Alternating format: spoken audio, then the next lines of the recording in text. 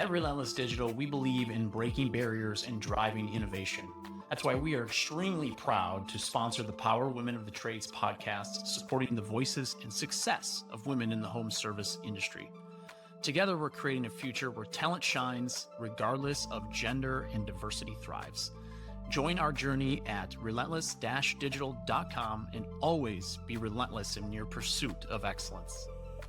This episode of Power Women of the Trades is also brought to you by Forrest Perry of Forrest Perry Digital Marketing. Want to generate more leads for your service business? Trust his team to deliver quality new customer leads and protect your brand online. Check out perrymarketing.com today. Hello everyone. We want to give a quick shout out to our amazing partner, Rilla, the game changer in the home service industry. Rilla's virtual ride-along software means no more physical ride-alongs. With Rilla, you can coach your team virtually 100 times faster and boost your close sale rates like never before. Don't miss out. Join the movement today and watch your sales soar. Visit rilla.com/PWT to learn more. Welcome to Power Women of the Trades podcast.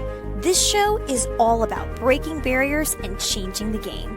Our guests will feature some of today's most successful female entrepreneurs and other advocates of our industry as well. Because if there's one thing we know for sure, female-led entrepreneurship drives change on multiple levels. We want to empower women in the trade industry like you so you can maximize your potential, stay balanced, achieve long-term success, and claim ownership over your life. Let's get started.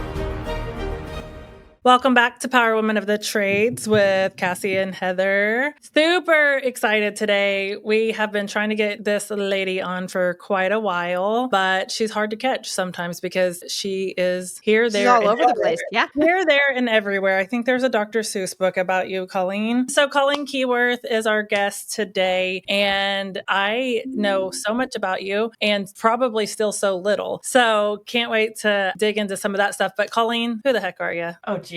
Broad topic. I guess I am an HVAC industry trades enthusiast. I have a day job that people rarely know about, which is HVAC marketing. And I am the VP of sales and marketing for Online Access, a family business. I grew up in a family trades business, still have a family plumbing and heating company. I have served various different roles and wear many different hats throughout the industry. So I kind of got caught up in just volunteering time and really just kind of trying to help a lot of different organizations. So I've worked through Women HVACR, International Network of Women in Cooling, Hardy Councils, EGIA Foundation, Southeast Michigan ACA. It's really a glutton for punishment, really, by a labor of love in all senses, just because I originally I say all this on all my podcasts, stuff I do, but I originally was on the trade side of it through my family's company. I got fired for having a bad attitude and being a punk in college, and my uncle promptly fired me, as he should have. And then I did all these different things on my own, from kayak tours in the Everglades to like amateur radio in Wyoming to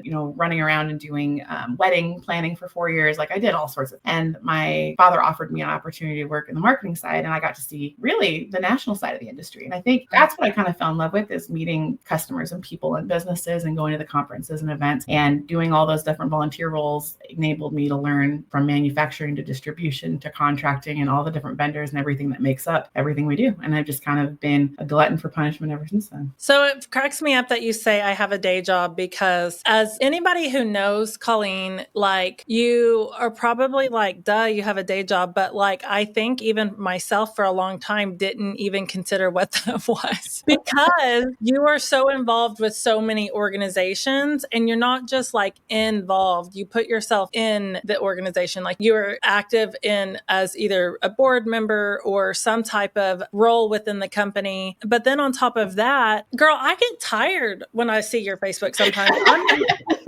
I'm like, when do you sleep?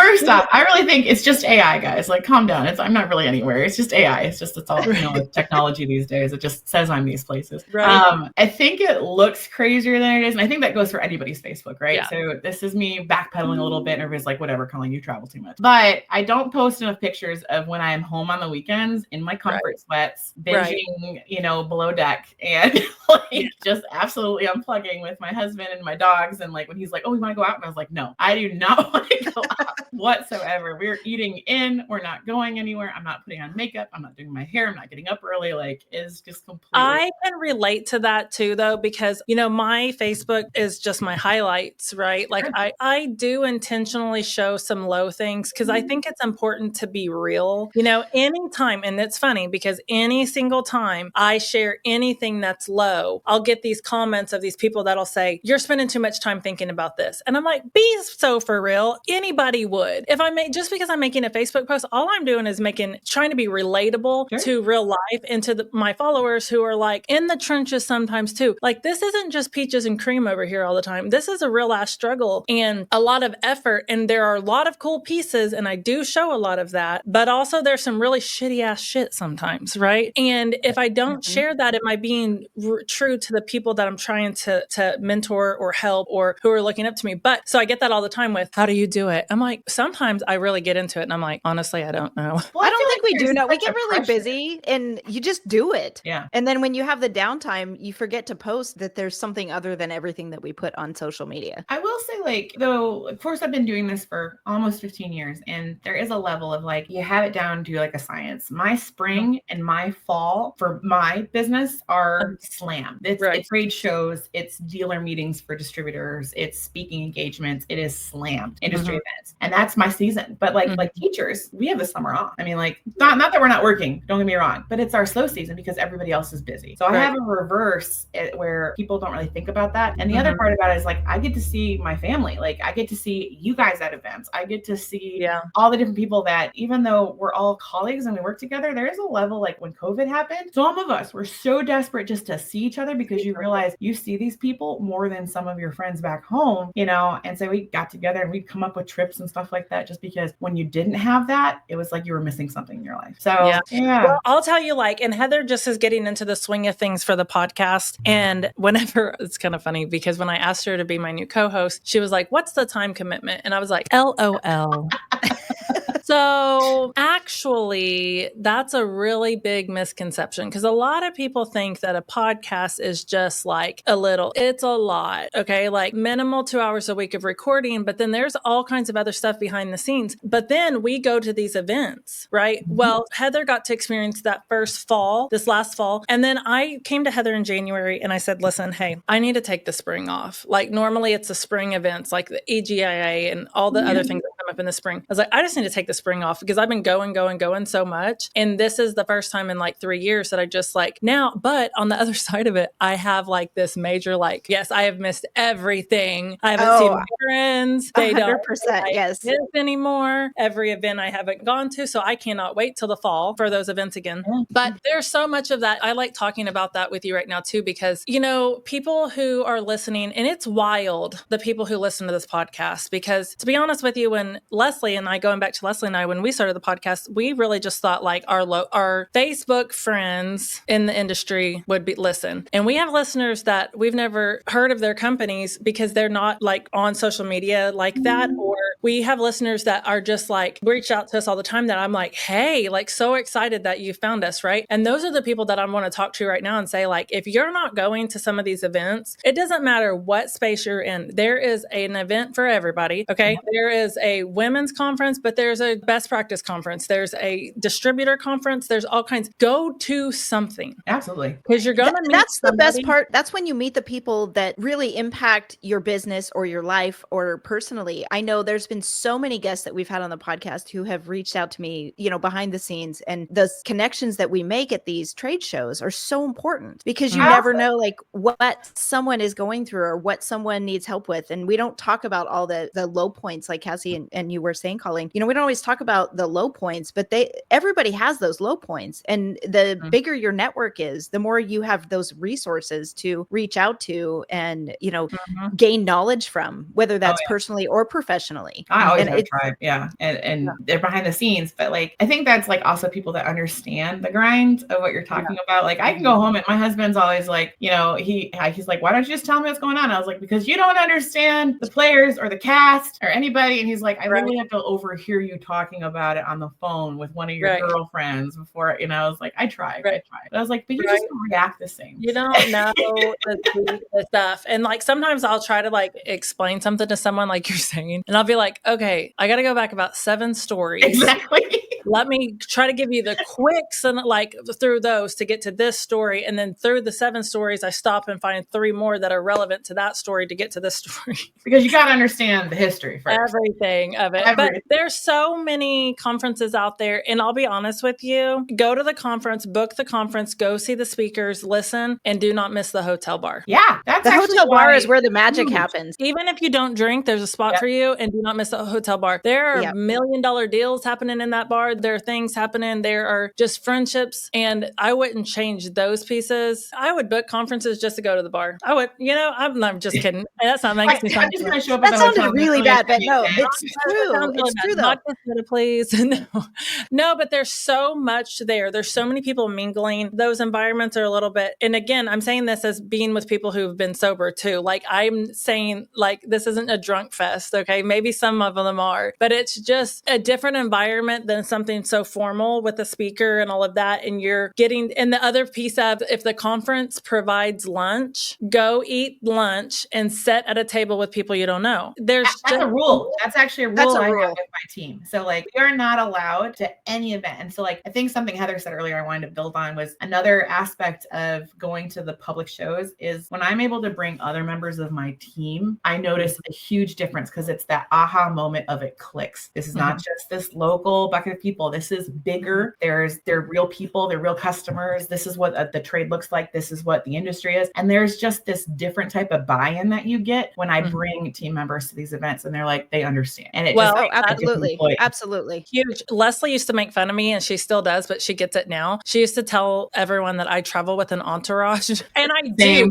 You are calling every conference you've ever seen me at, there's at least 2 members of my team with me. And that has always been intentional. And then it gets to the point, and especially now with Heather on board as our CFO, she always is like, Cassie, I'm your partner in the CFO. As far as like, I'm always like, Heather, are you going to get mad at me? I'm about to do this. She's like, stop saying that. But now if there's a conference, I'm pre-planning like who's going for the year, because even if I'm podcasting, they're going to listen to the content because there's so many pieces that we've come back from and they've gotten to build their own network. Just because I'm the owner of the company, the network isn't reserved for me. The network is just, maybe I started because I put my foot out there, but I want these team members to go and create their own network. So then when they're like, this call script sucks. You know how many times I've gotten to say, hey, talk to someone that you met at super meeting. Talk to someone you met at. I think really when we bring team members to the conferences, it completes the why of what we're doing. It really completes the why. It's that final piece of, you can go to all these conferences without your team and you come back and you try and tell them how hyped up you are about, something, a connection you made or someone that you met or something that's going on in the industry. And they only see the perspective that you're sharing. When they're actually there, they get to experience it. And then you do get that additional buy-in from them because they get it. There's been so many times that I will be like, guys, from my friends, I used to say my go-to line used to say, Heather and Travis at Skye said, Heather and Travis at Skye, blah, blah, blah, blah, blah. Right. Well, then when our team started learning Heather and Travis at Skye, but also like, because sometimes we get in this moment where like our crap is only our crap, right? Like at the end of the day, this is kind of like, I don't know, we've been having some like random, not issues, but you know how it goes. Like we have 75 people that work for us now and 75 personalities. And some days I love every single person that works here. I want them all to be here. But some days when I leave, I'm like, I didn't get anything done because I was dealing with this, or this. Then tomorrow that one's handled and it's a different one. And the best advice I've ever been given is someone said, when was the last time? And it was 55 that time. When was the last time you had 55 good days in a row? And I said, I haven't. And he's like, your employees are, still having issues. And just some days days, it's their turn. And I'm like, okay, so now I get it. But there are well, things and the bigger that we get, the harder it is, Mm-hmm. because it's truly in an effort to maintain the culture that we want to cultivate within the business. It's not just about a paycheck and revenue. It's about the Mhm. people that are part of that team, the people that are growing with that team and Right. driving this ship forward so that everyone moves forward. And 55 people, you have a lot of bad days, because somebody out of that 55 people is going to have a bad day. And now Mhm. we're at 75 people. So you're going to have several. And it's just really knowing that we're still running a business, but knowing when to actually meet with that person one-on-one and say, okay, Well, you're off today. And my point of that is like, think about the conference that you're at and you're sitting at lunch with someone and you're overhearing that they're calling back to the shop, and at their shop, this is happening today. And then you're across the table like, thank God they have those same issues, right? Because we get really bad about saying these only happen here. What are we doing wrong? This thing only happens here. And it's not, my mom works in a totally different industry, but works with blue collar workers every day. But she works with white collar workers too at the same time, right? And I'm like, sometimes I'm looking at her like, Mom, today I had to deal with this. And she's like, I dealt with that 10 years ago and whatever. And it's the same thing. It's just people. But when you surround yourself with people doing the same types of things you are at these conferences, you learn. And that's the value of taking our team with us, is they sat at a table and they got to see more than just me saying, this is what I've heard and this is how it happens. Absolutely. Well, and the team gets to our see it team too. is The like team that. gets to see the struggles that other people go through, Yep. that are the same that we go through. I was at a conference 5 or 6 years ago, and there was a guy that was sitting at our lunch table who actually broke down in tears because his business was falling apart, and he had signed up for the conference as one last ditch effort to see if he could fix it. We go and we're feeling really great about, we're on fire, the company's growing, and then you get to see these other people at the conference who are struggling, which really brings it. Colleen, do you think that is your the heart behind why you originally just jumped into all of these organizations?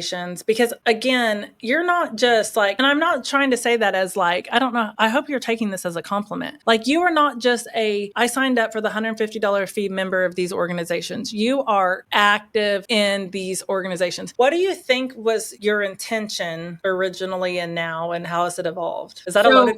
So that's a lot, but I kind of have something that I think might be different than anything I've ever shared before and anything else, because it kind of came to my attention with even some of the people I'm mentoring. And so 15 years, okay, not too long, not too short. And there's done plenty of people that have been working longer than I have, because I didn't want to be in HVAC. I thought HVAC was dumb. But when I joined working for the marketing side of the company, I would travel with my father to Comfort Tech, and Comfort Tech doesn't exist anymore. I mean, that's how long ago this was. And I saw women wearing pink shirts with shiny lanyards, and I met these women, and I got to meet women who were working in this industry for 30 years. I mean, these women are still some of my closest friends and mentors, and I followed them around. Like, I got introduced to things like Hardy or manufacturer level stuff or distributor level stuff, or more than just the contractor shows, which I still think the contractor best practice group shows are obviously some of my favorite, because that's our customers. That's where we have our family. But at the same time, I also got that other approach that I normally would not have an introduction to through women in HVACR, because a lot of contractors don't get opportunities. As a vendor, I have a lot of different opportunities that I can plug my business into, and a lot of different doors in order to be involved with stuff so you can see the whole picture. And I think what people don't see sometimes is the 7 years I spent behind the scenes following these women, meeting some of the greats as far as some of the greatest CEOs and, presidents of organizations that I met at these meetings, and manufacturers and stuff that most of them are retiring. And I already know them, but now I know the people that are replacing them. And I mean, part of it, I'm going to say this and maybe it doesn't sound right, but at 15 years ago, when I'm walking around as a 27-year-old, 26-year-old, I got to be in rooms that maybe I wasn't making at the table necessarily, but I was there. And a lot of it was also seen and be seen by people that they just assume you're part of the group because you're just there. There were several different events and stuff like that I was at that people recognize me and they're like, oh, I know you. And especially being a woman, I mean, we're a lot crazier than we are today than we were then even. Right. And think about I probably stand out anyway, because I'm pretty much a big personality. So I'm easily to remember. That's part of it, right? But I had people that I've mentored and that I've had with me that want everything instantly. And I really feel like sometimes, I don't want to sound entitled because it's not where I'm going from, but I don't get credit for the fact that, or even show the fact that everybody's like, oh, you're everywhere, Colleen. Oh, everybody knows your name. Or, oh, you are on these articles. You're doing these podcasts. You're doing all this stuff. And I'm like, okay, yeah. But there was 7 years of my career where I was just following, learning, being, participating, behind the scenes, helping with something, not taking the leading role. And I might have a leading personality, but I also had to learn to wait my turn. And like, really, I was checked by a lot of wonderful mentors in my life of like, hey, you also need to put in your time. And I don't mean that in the feminist way of, wait in line or anything like that. I mean that there's a lot of learning you have to do. I can relate to this in so many ways because I've been building my personal brand for 10 years, right? But I just became relevant in the last few, right? But I've been building my personal brand. So there's people that often want to replicate that and just be like, get me on a stage, get me on this, do this, whatever. And it's like, you haven't built, number one, the credibility, but you also haven't built the audience that cares. You know what I mean? Like, you haven't built the audience that's even listening or knows who you are or is going to remember who you are. It just takes time to build that. And I don't know if that's coming out correctly. Most businesses' online presence is boring. And by being boring, they're losing out on potential sales and customers. Being interesting and exciting is what draws customers in and gets them to buy from you. But it's hard to be interesting online when you're focused on running your business and taking care of your customers. It doesn't have to be this way. We have the key to unlocking the solution to your problem. Key Heart Marketing can help take your business from boring to brilliant on social media. We can vouch for them. They run our podcast socials. If you want to have a strong social media presence that allows customers to know, like, and trust you, connect with Key Heart Marketing at keyheartmarketing.com. I hope it doesn't. I know. I'm always afraid to say that, like the way I even said it there. And I don't want it to come across like, oh, you should wait your turn and all this time. No, but there is a level of living it. Yes, there is. You have to just, we see this all the time with the gurus in our industry, right? Oh, absolutely. Facebook gurus. Oh, my God. Like jump on, they got a website, a blue check mark, and they're selling you something for $39.99 a month. Yeah. And then like, where's the proof? I overshare intentionally because I know Facebook, right? Like I'm learning TikTok. I know Instagram, but I know Facebook. I have built my brand on Facebook and I have done this for 10 years. My intentional, and I can go down a whole big spiel of like Gary Vee. He spoke at Super Meeting last year and he's like, he was talking about how everything's, he doesn't have to share his family and whatever. I personally share my family for a couple of reasons. Number one, there's a lot of us, so it's hard to hide them. You're also in a family industry. And I think that speaks volumes to your brand. Yes. Number two, I have permission from all of these people. Even Haley, who's 9, if she doesn't want me to share something on Facebook, we talk about those things and she's 9. Okay. But we've been talking about these things for years. Okay. And there's things that she's like, did you share that? She gets excited, but I also know that there's a part of her that I'm helping build too. Okay. And that's a whole different ballgame of things. I'm getting off base, but my point is that that's the route that I chose. You don't have to do that. You don't have to share your family. My family that I'm sharing is because we also own other businesses that don't have anything to do with heat and air, plumbing, or electric, other drama, or garage doors. And that ranching is a part. That's that, right? Yeah. So I don't know. I guess I'm just kind of saying like, find your piece of how you want to share yourself, or if you don't want to share yourself at all, that's also fine too. I think, like you said, it's all different. And like, I love that your authentic self is you share the family aspect of it, and that's your brand. Like, I don't know. I always thought like maybe I should share family because like my family is definitely in the business. Like we're all over. So my husband works for a wholesaler. He's a branch manager. My brother's a TM for a whole other company for Daikin. My father has the marketing side and my uncle has the plumbing heating side, and they split them. And so now my cousin and I are coming up and, taking over those. And so of course there's family drama. Like my favorite thing ever was your exit speech at Women in HVAC. And you're like, and my husband, yes, I have a husband. Yes. I was like, what? Like I literally, he was there. I know. And I had just seen that he existed, but you hadn't chosen to show that. And that's fine because that's how you guys chose to be. That didn't mean he didn't exist. No. But I was cracking up that you were like, he's real. He's real. He really exists. I think I do a lot more picture posting. Like that's my passion is taking pictures. Like I just love. You're so good at those. I love first of all, I want to get invited on one of the trips, but I need to start slow because I'm scared to fly over the ocean like that long. We got this. There's pills for that. Don't worry. And then the only way I'm flying over the ocean is if I have that like suite that or something. The only way to do that, right? Right. I'm like, my dad flies my stepdad flies to all over, and he like Scotland, and he's tall, and he's in the glass industry. And I'm always like, you sit in the regular plain row? And he's like, yeah, because his company's not going to pay for anything else. I'm like, no way. Like, I'm not going to be a diva. I'm just telling you that I think I would rage because I get like anxiety. I think I would. They would be turning the plane around, and I would be on the news. Well, that's good to know if we travel together. We're just going to have to get some really good snacks and some sleeping pills. She'll be fine. I'm just joking. You get like all of a sudden, even on like short flights, you're good for like the 3 hours, like short flight. Cause sometimes 4 hour, yeah. You're just like, I got to get out of here, and I'll go pee, and I don't need to, but I've just got to stand up. And then, I got to stretch my knees. Like that's a big thing. If I can't stretch my leg out, I almost get like a little bit of like, I hate to say panic, but like I want to be able to stretch my leg out. I know. That's my thing too. Or I use it as like, have you ever been wearing a necklace and then all of a sudden you feel like it's choking you? Yes! And you have to take it off. Exactly that. Yeah. Get it off. Hey, women everywhere understand that. Like I can't sleep with it on. It's choking me. Get it off. Get it off. And it's not choking me. One time I had this necklace on and it got caught in a knot, and it was not choking me. It's like down here.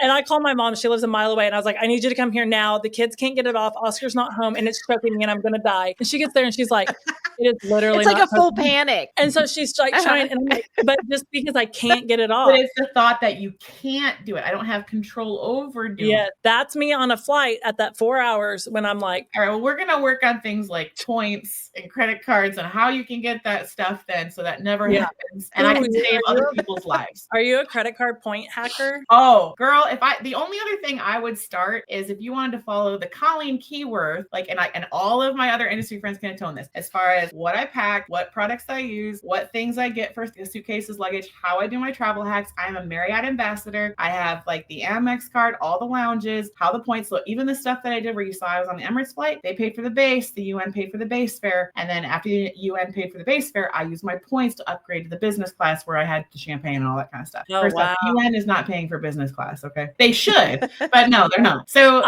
I do spend a lot of time because if I'm not going to be home, and I mean this, and I think anybody who travels for business, like I want to make sure that I am getting the benefits of it. Or if I have to be gone from my home, I want to be able to walk in the hotel and they say, hey, Miss Keyworth, we got you an upgrade. Like, yes. Perfect. That's how my stepdad or Jeff is with I always say, okay, I call him my dad. That's a whole, have I taken my ADHD pill today, Kaylee? I don't know. Anyways, I call him my dad, but then it gets confusing because he is my stepdad. But then I do have like trauma stories of my dad but the real one that calls stories, and I never want him to get confused. So I'm always, not Jeff, he's great. But anyways, I will have to talk luggage. Like when I started traveling, I used to travel. You have the B stuff, don't you? Yeah, bays or whatever. Yeah. How do you say it these days? I don't know. I have too much of it, but I get addicted to it. Now I'm like a professional carry-on. I can carry on for like 5 days to conferences, and people are like, what? And I'm like, girl, if you just like are intentional, you can do it, because we've had too many luggage issues. Heather, anytime she flies anywhere where she's having an issue. I learned it from Cassie when I had luggage issues. I had horrible luggage issues. And yes, carry on. And then you pack a bag inside your bag that you can check if you have to. Yep. But like I'm just got it down. And then I have certain TJ Maxx addiction when I travel. You what? I have a TJ Maxx addiction when I travel. When Haley and I are on the road together, you can bet if there's a Marshalls or TJ Maxx or anything near, we are hitting that up. And it's just like a scavenger hunt, right? Because you already know they're going to have great stuff, but every store has different stuff. Listen, I share that with you. This is so funny. You're going to have to start sending me your TJ Maxx and Marshalls finds, because there's certain things that I look for. Yeah. And Home Goods, like there's certain things, and I love the cupcakes and cashmere blankets, but me and my son Maddox and Haley, we were all going to Marshalls like every weekend in January, I think. Well, then we traveled, and then one day it was a Saturday, and Oscar's like, where are you going? And I was like, Marshalls. I have not been in 4 weeks. And he's like, that is a problem.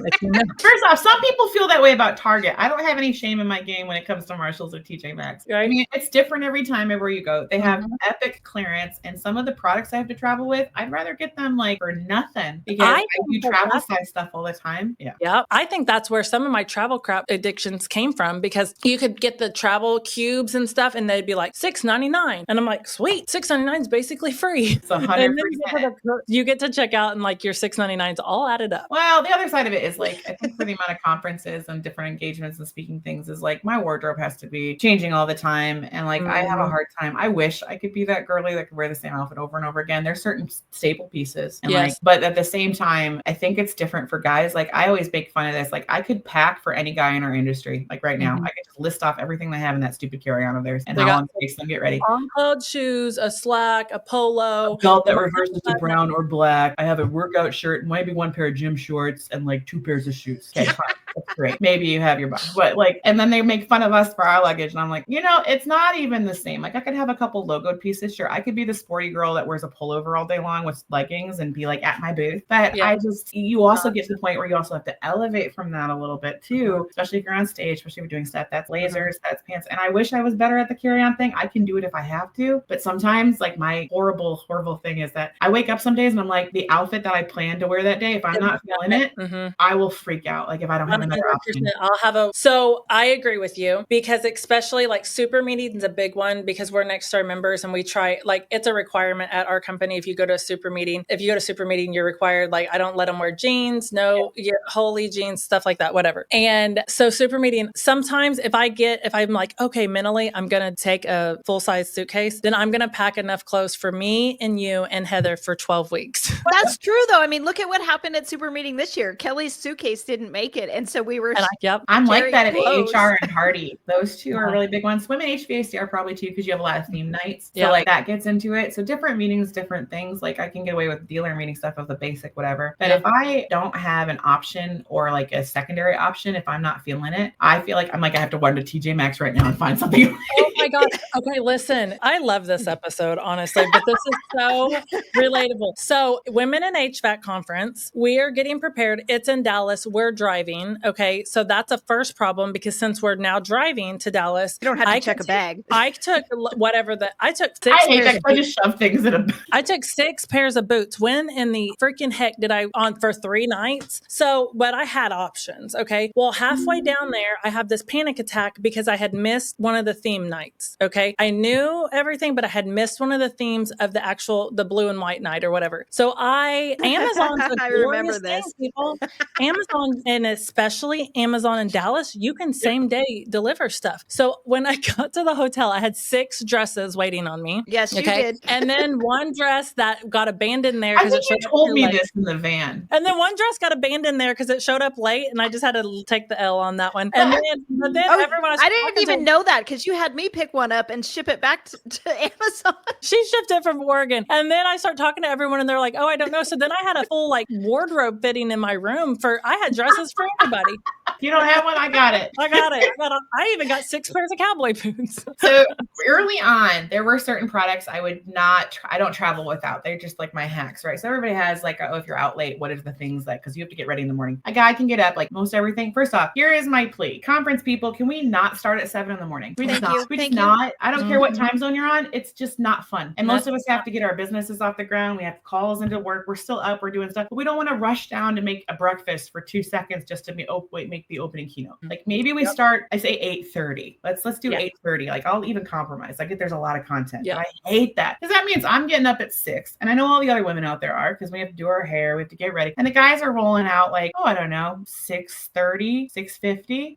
And then heading down to breakfast. Anyway. I miss breakfast at every concert or every conference. I miss breakfast. Heather's like, I'm a breakfast person. I'm like, But I have to eat. And so I'm always up and it's miserable. And I know that when Travis and I were traveling, he would always show up 5 minutes before breakfast was over. And I'm like, you suck. He just Dry shampoo was just coming on the scene when I was walking around with Women HVACR in the early days. So like in 2016, 2017, that was just becoming a thing. And I would buy it for the entire board and I'd put little gift packages together and stuff like that. And then got them all hooked. So I was like, I can't travel without this. This is manna of the gods. Like this is huge, right? And the Luminex eye drops, if you guys aren't using those, I call it eye bleach, probably not eye bleach. bleach, but like basically when you wake up and you're feeling groggy, like those eye drops are magical. Like instant, crystalline, clear, bright eyes. I don't care what you did the night for 3 hours. Yeah, it's amazing. I get that stuff shipped to me automatically on Amazon. It's a big deal. The Flywheel, I know everybody swears by like Liquid IV and stuff like that. I actually found one for when I was hopping time zones back and forth. And it's the Flywheel stuff. And you can just get it on Amazon. But that seems to really kickstart for immunity, for alertness, for just not feeling achy. All the different fatigue stuff that you get flying, like the Flywheel stuff, I just throw it in my water bottle. That one I've loved. That one I've really, really appreciated. So those are like 3 things that I can't do without. And specifically for dry shampoo, it's the She's Like the Wind by Voir or Voir. And it's the pump bottle. It's not the spray. It's like the pump bottle with the powder, but it's like a peach color. So it doesn't like look like white and you don't look like you're like dyeing your head or anything like that. Okay. So anyway. I love it. Travel tips from Colleen Keyworth.